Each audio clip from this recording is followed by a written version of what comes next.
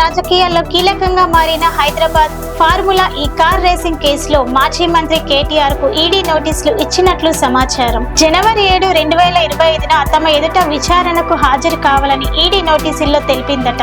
Senior IAS అధికారి Arvind Kumar, HMDA మాజీ chief engineer BLN రెడ్డికి సైతం ఈడీ నోటీసులు అందజేసిందని, వారిద్దరిని జనవరి 2-3 తేదీల్లో విచారణకు రావాలని చెప్పిందనే వార్త వినిపిస్తుంది.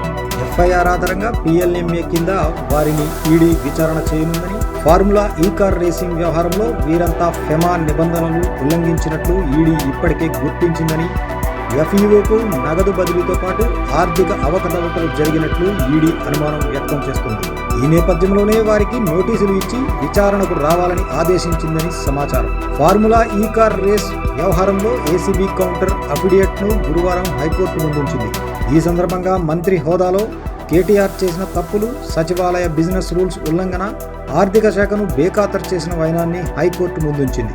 విదేశీ కరెన్సీ సహా అనేక ఉల్లంఘనలకు కేటీఆర్ పాల్పడ్డారని, సచివాలయ బిజినెస్ రూల్స్ 9(11) ప్రకారం నిర్ణీత మొత్తం కన్నా ఎక్కువ ఏ శాఖ అయినా ఖర్చు చేయాల్సి వస్తే ఆర్థిక శాఖ అనుమతి తీసుకోవాలని, మంత్రివర్గం అనుమతి తర్వాతే ఆర్థిక శాఖ సైతం నిధులను విడుదల చేయాలని ఏసీబీ వెల్లడించిందని, ఈ నిబంధనలన్నీ కేటీఆర్ తుంగలో తొక్కారని హైకోర్టుకు ఏసీబీ వివరించినట్టు తెలిసింది.